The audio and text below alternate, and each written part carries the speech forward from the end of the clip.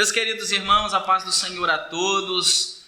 Nós estamos aqui iniciando o nosso programa Discutindo Bíblia. Aqui seu irmão em Cristo, Fernando Souza. Aqui, Juliano Rocha.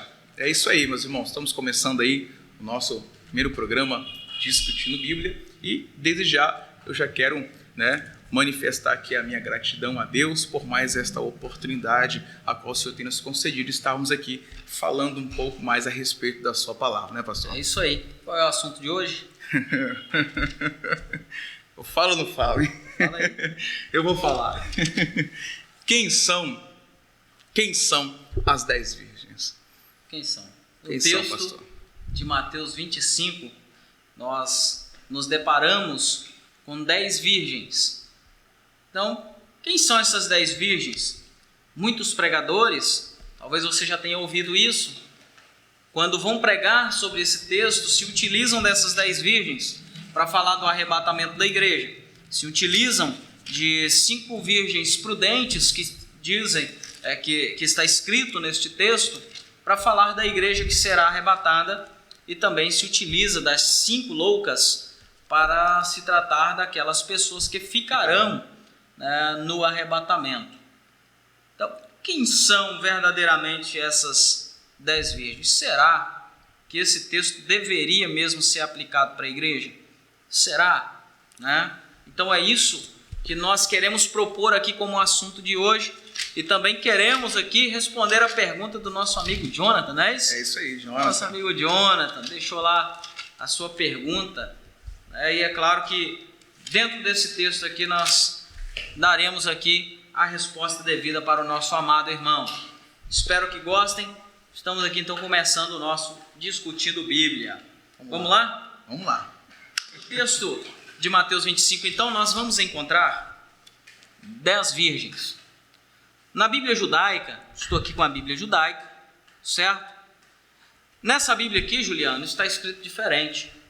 Nessa Bíblia aqui, o texto de Mateus 25, está escrito da seguinte forma: naquele tempo, o reino do céu será como 10 damas de honra. Aí. Por que isso? Porque isso está tratando de um casamento judaico. Vamos lá por partes.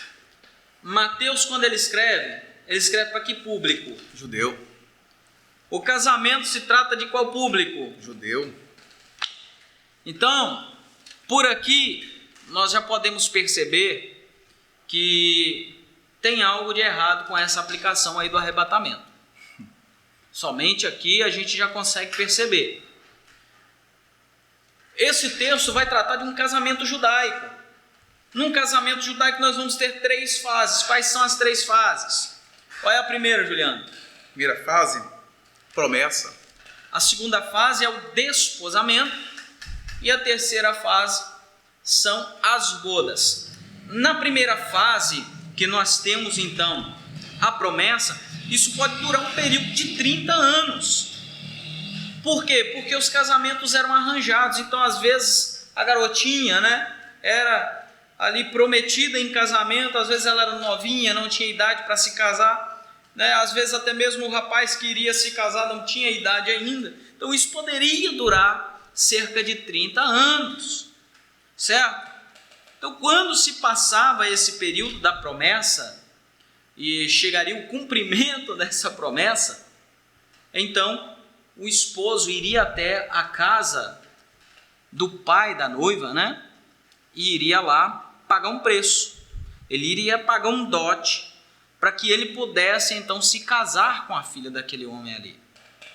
E quando ele se casava, após ele pagar o preço, fazia todo um ritual ali, e ali eles eram casados. O desposamento, na verdade, se trata do casamento em si, o casamento legalizado, o casamento legal em si.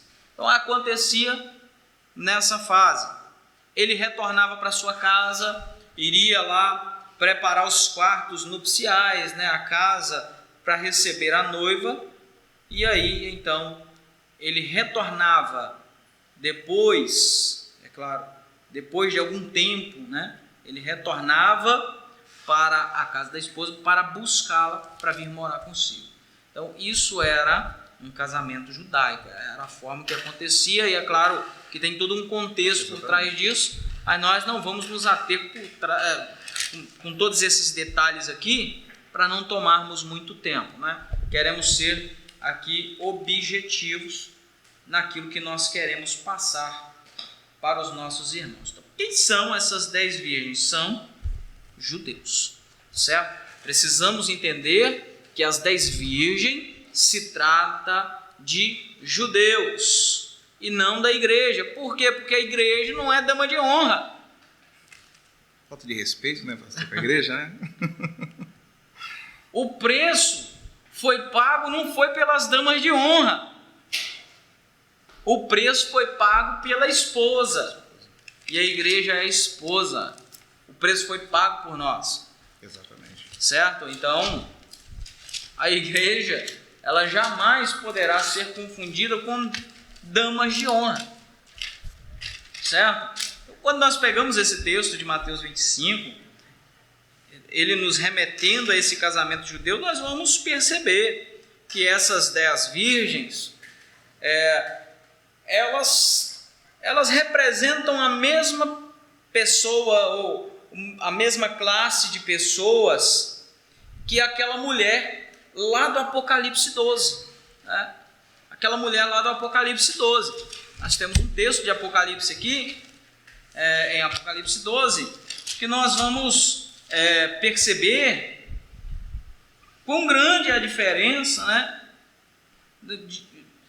da igreja para o povo judeu. Quando você pega o livro de Apocalipse e abre ele no capítulo 12, você vê toda uma trajetória de uma mulher que estava grávida, exatamente, prestes a dar à luz, e aí o dragão estava querendo tragar o filho dessa mulher. Isso é fato. E esse filho vai ser arrebatado. Olha, interessante. Esse filho vai ser arrebatado. E isso corresponde a Jesus. Corresponde a Jesus. Esse filho sendo arrebatado corresponde a Jesus sendo assunto aos céus, né, nas nuvens. E logo após isso você vê esse dragão perseguindo essa mulher. E essa mulher, ela não foi para o deserto. Ela foi levada para o deserto. Alguém conduziu ela para o deserto. Alguém levou ela para o deserto, porque a Bíblia diz isso. Ela foi levada, ela foi conduzida para o deserto. Você lembra de quando Jesus foi para o deserto? Ele não foi, foi levado. Exatamente. Ele não foi por si só. A Bíblia diz que o Espírito Santo conduziu ele ao deserto. Essa mulher, aqui de Apocalipse 12, ela foi levada ao deserto. Então tem uma representação dessa mulher aqui, esse texto é figurativo. E essa mulher também representa Israel. Certo? Ela vai representar Israel. Porque quando ela vai para o deserto, ela vai permanecer ali durante 1260 dias. Ou seja, 3 anos e meio. 3 anos e meio. E esses 3 anos e meio vai corresponder aos 3 anos e meio finais da grande tribulação. E essa mulher, ela também corresponde a Mateus 24, 16. Não é isso, pastor? Mateus 24, 16, onde diz: então, os que estiverem na Judéia, fuja para os montes. Né? Fujam para os montes. Quem estiver sobre o telhado, não desça para tirar alguma coisa de sua casa. Então, aqui acontece o harpazo. Arrebatados, tirados com força. Tá certo? Por quê? Porque nesse período aqui é justamente no período pós-abertura do segundo selo. Tá certo? De Apocalipse 6. Quando o segundo selo ele é aberto, o que vem montado no cavalo, ele vem para retirar o quê? A paz. Ele vem para retirar a paz da terra. E é aqui justamente que inicia-se o período da perseguição aos judeus, onde entra a mulher que foge para o deserto. Então, Mateus 24, 16. Então os que estiverem na Judéia, fujam para o deserto, fujam para os montes. Por quê? Porque lá eles serão guardados. É isso aí. Vai corresponder ao texto de Mateus 24, 40. Você pode pegar a sua Bíblia aí e olhar, e muitos podem até ficar meio que de boca aberta, pensando que esse texto aí se trata do arrebatamento também. O que diz aí? Então 2 estarão no campo, um será harpazo, vamos falar bonito, né? Um será harpazo, levado, arrebatado, tirado com força, e o outro será deixado. Olha aí. Então veja bem, um será levado E o outro deixado. O outro deixado. 5 entrou para as bodas, 5 foram deixadas. Não tem uma ligação? A mulher que foi para o deserto, ela simboliza as 5 virgens prudentes, certo? Que entraram para as bodas. Assim como também essa mulher de Apocalipse 12, ela também vai representar os 144 mil judeus, não os testemunhos de Jeová, não. Não. Judeus que foram para o deserto. E lá eles foram guardados durante 3 anos e meio. Enquanto a tribulação estava acontecendo aqui, eles estavam guardados por Deus. 3 anos e meio. Eles estavam sendo guardados por Deus. Até que veio o esposo. E os levaram. Então, meus queridos, isso tem que ficar claro. O texto de Mateus 25 não é um texto que se deveria usar como um texto para falar de arrebatamento, como muitos fazem. Interessante, mas o contexto, tanto histórico como o contexto bíblico em si, ele nos mostra algo diferente. Lembrando que a igreja é esposa e não dama de honra. E nem noiva. A igreja, ela não é nem dama de honra. Por quê? Porque a igreja, não somos nós, igrejas, que levaremos. Somos nós que seremos levados. As damas de honra são quem leva. As damas de honra levam. A igreja de Cristo, ela não leva ninguém. Ela que será levada, ela que será conduzida. Então a igreja não pode ser dama de honra porque a função não compete, não encaixa. Segundo, a igreja também não pode ser noiva. Por quê? Porque o noivado é um período que antecede o casamento, né? Promessa, desposamento. A noiva é uma fase que antecede o casamento. Por que nós não podemos ser noiva? Porque o nosso casamento já aconteceu. O nosso casamento já aconteceu na cruz do Calvário. Nosso casamento já aconteceu. Então nós não somos noiva. Nós não somos damas de honra porque nós não levaremos, nós seremos levados. Nós não somos noiva por quê? Porque o noivado é uma fase que antecede o casamento e nós já somos casados. E quando se trata de um casamento judeu, como nós vemos aqui, nós partimos da promessa para o desposamento, que muitas traduções, vai traduzir como noivado. Na verdade, é o casamento em si, certo? Perceba, Juliano, que da promessa nós fomos para o casamento. Nós nem passamos pelo noivado. Não. Daí tem muita gente se contentando em ser a noiva do cordeiro. Desculpa aí, mas nós somos a esposa do cordeiro. Ok? Porque a noiva, ela pode ser rejeitada. Exatamente. O noivo, ele pode escolher uma outra noiva para si. A igreja, ela é única.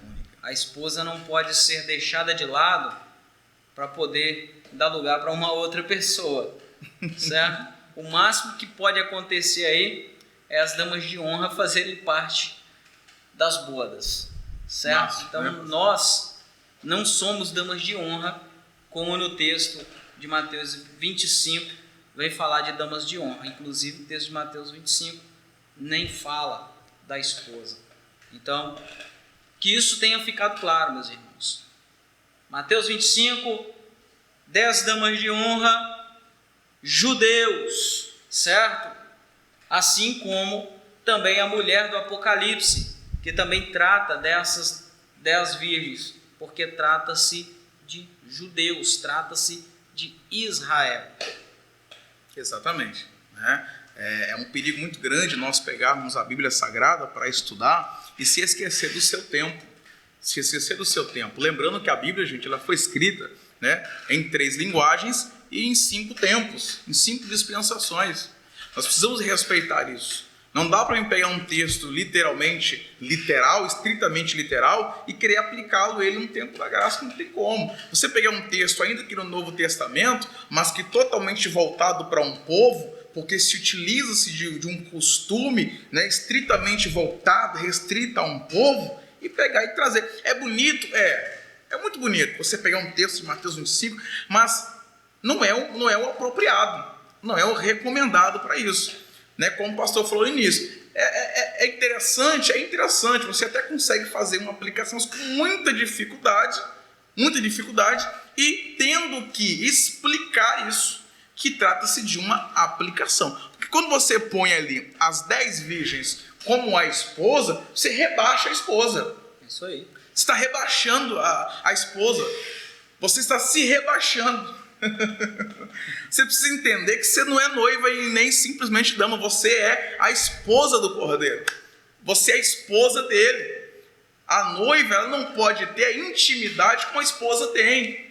Uma noiva, ela não pode ter a aproximação que a esposa tem. Você não é dama de honra, você não é noiva, você é a esposa do Cordeiro. É uma história muito bonita. Se a gente for discorrer aqui, nós vamos ver vários pontos, né, pastor, que muita gente erra, né? Dando aqui uma simples pincelada, né? Por exemplo, o azeite. Muita gente diz que o azeite é o Espírito Santo. E na verdade não é. Porque primeiro, o azeite não tem como o Espírito Santo, você não consegue comprá-lo.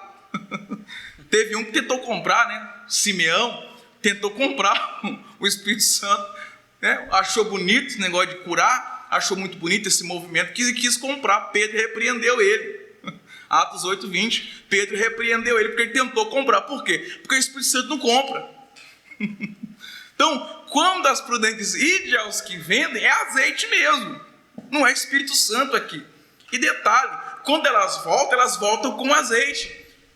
Quer dizer, se é o Espírito Santo, né, vamos crer aqui dessa forma, se é o Espírito Santo, elas voltaram com o Espírito Santo, ou seja, elas estão preparadas para entrar.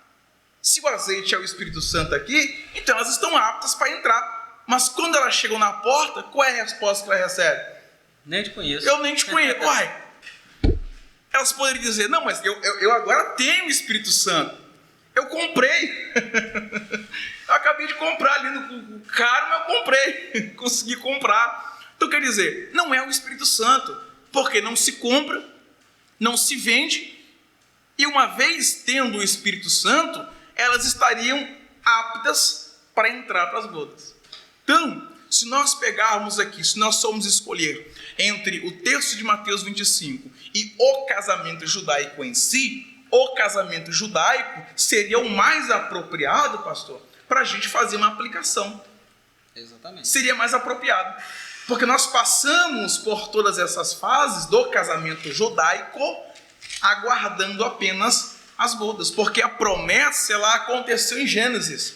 O desposamento, o nosso casamento, aconteceu no Gólgota.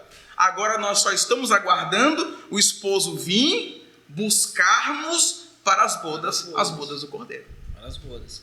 E a gente precisa entender que esse texto aqui, Mateus 25:13, que diz: vigiai, pois, porque não sabeis nem o dia, nem a hora em que o Filho do Homem há de vir. A gente precisa entender que esse texto aqui, especificamente esse texto aqui, embora eu possa sim fazer uma aplicação, né, nós não sabemos quando é que o arrebatamento vai acontecer. Verdade, nós não sabemos, mas nós esperamos. Exatamente. Essa vinda aqui, ela não é esperada. Essa vinda aqui, ninguém vai estar esperando ela. Ninguém vai estar se preparando para ela, porque essa vinda aqui se trata da vinda de Cristo em glória aqui na terra para estabelecer o seu reino. Viu? Então, isso aqui não fala do arrebatamento, meus irmãos. não tem a ver com a igreja. Viu? Mais uma vez, vamos deixar claro. Dá para fazer aplicação? Dá para fazer aplicação, mas o texto não é específico para a igreja. Não posso usar isso como via de regra. Não. Certo? Então, meus irmãos, isso aqui que a gente está trazendo, a gente está mostrando para os irmãos aqui na Bíblia o que a Bíblia está dizendo a respeito do assunto. Então, esse é o nosso Discutindo Bíblia.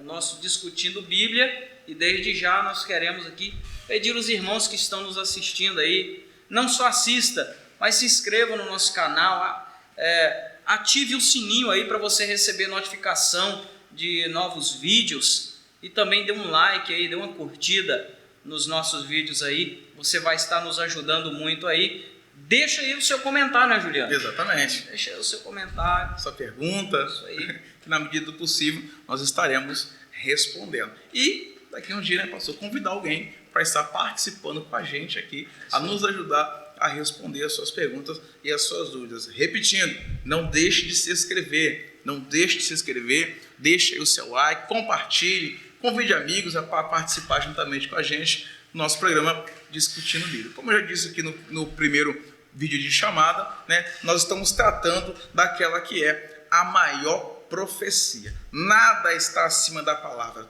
Tudo está subalterno à palavra. Essa que consola, essa que exorta e ela edifica. Que Deus abençoe a sua vida. É isso aí. Que Deus te abençoe. Que a graça e a paz do nosso Senhor Jesus Cristo seja com todos.